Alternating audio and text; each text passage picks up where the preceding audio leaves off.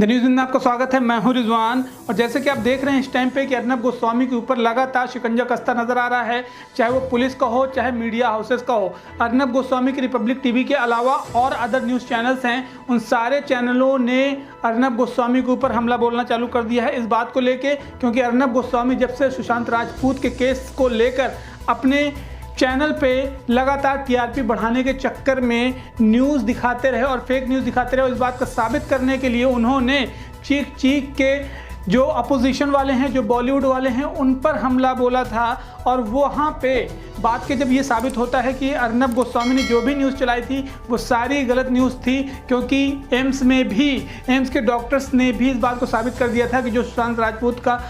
Death case था उसमें किसी भी तरीके की मर्डर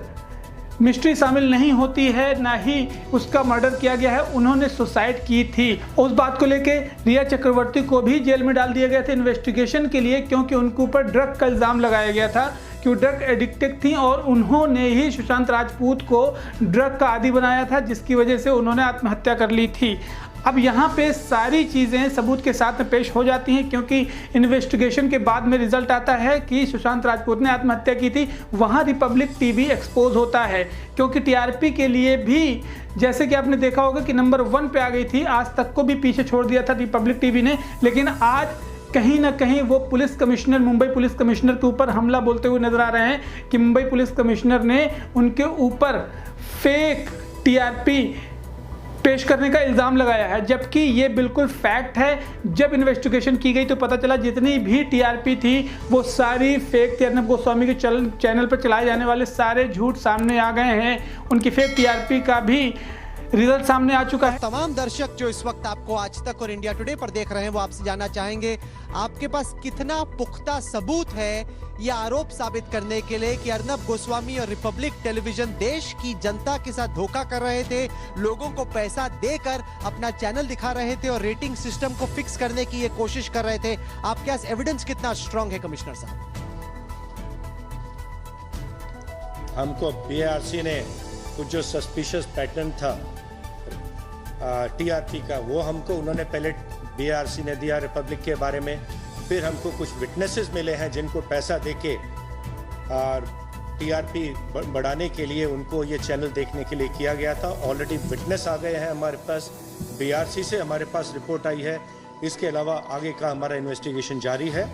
ऑलरेडी कुछ एविडेंस आ चुकी है और एविडेंस इकट्ठा करने का काम शुरू है। हमारे पास समय है, हम जिस प्रकार से हमारी एविडेंस आती जाएगी उस प्रकार से आगे का इन्वेस्टिगेशन किया जाएगा and ultimately we will try and make a sound proof full proof case. Bollywood industry के 4 ऑर्गेनाइजेशन से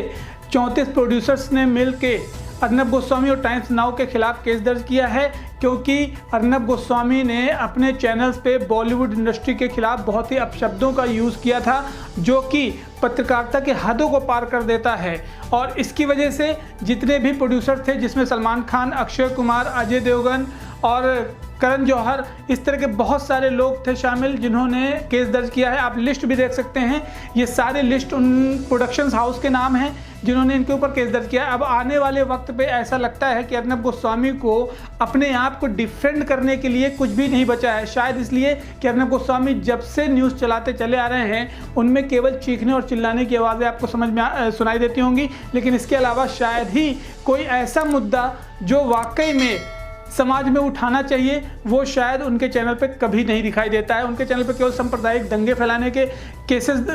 सामने नजर आते हैं या हिंदू मुस्लिम कराने के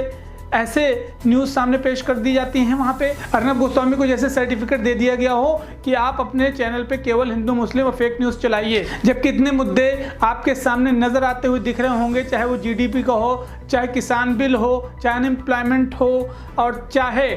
हाथरस की घटना हो। इस तरह की न्यूज़ अर्नब गोस्वामी नहीं दिखाते हैं, शायद इसलिए कि उनको पता है कि सरकार के खिलाफ आवाज़ उठाना उनके बस की बात नहीं है, और ना ही उनके अंदर इतनी काबिलियत और दम है कि सरकार के खिलाफ आवाज़ उठाएं। वो केवल अपोजिशन के खिलाफ आवाज़ उठाते हैं। और फिर टीआरपी पाने के लिए जिस तरह से अर्नब गोस्वामी के चैनल का खुलासा हुआ है 2019 में, शायद आपको याद होगा बादशाह का एक सॉन्ग था पागल है, जिसके लिए बादशाह ने 24 घंटे में अपने इस गाने के लिए सबसे ज़्यादा व्यूज़ पाने के लिए 72 लाख रुपए पे किए थे। आप समझ सकते हैं 72 लाख प्लस जीएसटी भी दी थी उसमें, टोटल 74 लाख प्लस हुआ था और उस पर 24 घंटे के अंदर अंदर 70 मिलियन से ज़्यादा व्यूज़ भी आ गए थे। मीन्स कि आप समझ सकते हैं कि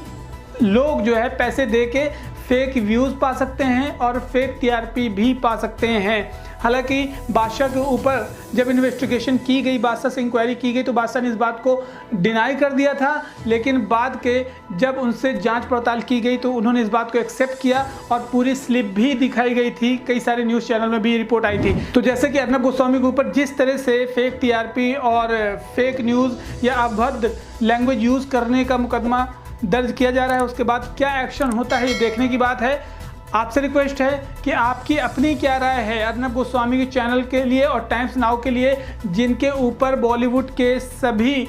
ऑलमोस्ट जो प्रोडक्शन हाउस हैं उन्होंने मुकदमा दर्ज कर दिया है। तो आप अपने कमेंट नीचे ज़रूर लिखें कि अर्नब गोस्वामी के चैनल को किस तरह से देखते हैं आप, और अपनी राय भी हमें ज़रूर दें। हम आपको अगले वीडियो में मिलेंगे अर्नब गोस्वामी से रिलेटेड और इस तरह के बहुत सारे फेक न्यूज़ वगैरह जो आती रहती हैं। तो चलिए मिलते हैं आपको अगली वीडियो में, तब तक के लिए चैनल सब्सक्राइब करें और बगल में नोटिफिकेशन बेल है उस पर भी क्लिक कर दें ताकि आगे आने वाली वीडियोज़ की नोटिफिकेशन आप तक पहुँच जाए, और लाइक करना भूलें वीडियो को। चलिए मिलते हैं आपको अगली वीडियो में, तब तक के लिए ध्यान रखें अपना, टेक केयर, जय हिंद।